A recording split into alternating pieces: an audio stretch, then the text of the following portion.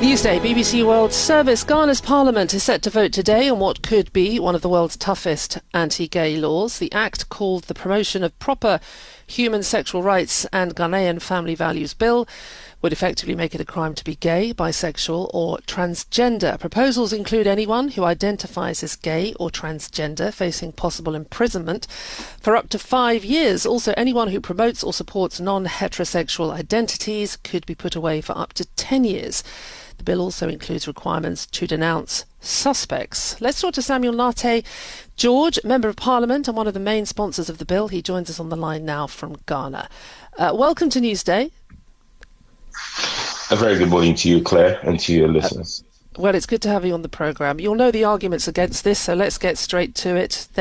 Your critics will say this is a bill that is hateful, in essence, and is turning Ghanaians against one another. What do you say to that? Well, that's a very unfortunate reading for anybody, or conclusion for anybody to draw, because this is a bill that enjoys the support. At the last research that was carried out by a private civil society organization, 93% of Ghanaians support this position. Laws are a reflection of what society desires. The UK, for example, has laws that reflect what the British people want. Brexit is a reflection of what the British people wanted. It's not a reflection of what everybody wants, but it's a reflection of what majority of the people want. Majority of the people in Ghana support heterosexuality, and we do not understand why anybody is going to see an expression of that desire to represent hatred. That is what we believe.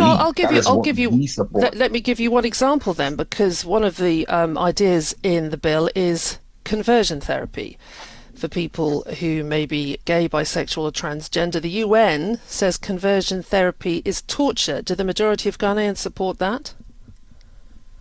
Well, again, that's a questionable thing. I mean, and that's the interpretation that you're putting on it. In the bill, you don't see us say we're offering conversion therapy. Nowhere in the bill is that. You are suggesting conversion therapy. What we discuss in the bill, or what is offered in the bill, is approved medical treatment that is approved by the Ghana Medical Association. And that is the standard in Ghana. The Ghana Medical Authority and Ghana Medical Association approves all medical treatments that are given. So in the bill, there is no talk of conversion therapy. What is that if not conversion therapy against the will of the people who may be gay, bisexual or transgender? So if you have an intersex person and they're going corrective surgery because they realize, and let's be clear, science is science. Science will determine whether you're male or female when we do a sequencing of your DNA. There is no gender neutrality when it comes to determining who is male or female. Your genetics show which sex you are.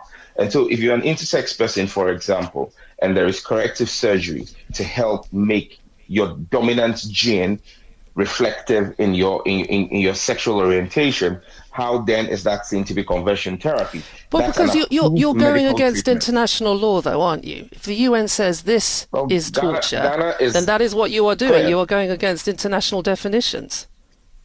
Claire, the UN has not said approved medical treatment is torture. You are saying so. The UN does not determine what is medical treatment in Ghana. Ghana is governed by its own laws, not by the UN. And let's be clear, the UN has not made homosexuality a human right.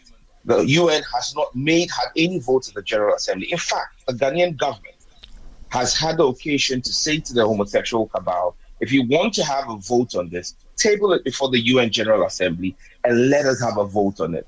And then we will be guided by it. But to come in through the window and say that the UN has banned a conversion therapy, nowhere in our bill does the bill talk about conversion therapy.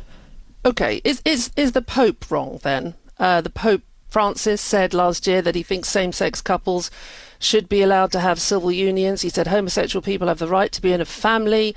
They are children of God and have the right to a family. The head of one of the largest Christian faiths in the world. Is he wrong? Well, the Pope has expressed his opinion. The Catholic Church has not taken a definitive decision on that. And let me give you a typical example.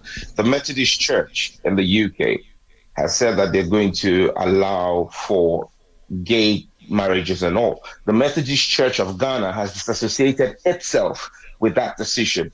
We are not under that. We're not going to be bound by the decision of that church. This bill is supported by the Catholic But Bishops' Conference of the Ghana. Bible, Genesis 1:27 says God created man in his own image, in the image God he created him, male and female, he created them. If he created man and woman in his own image, then he created homosexuals, bisexuals and transgender people too, didn't he?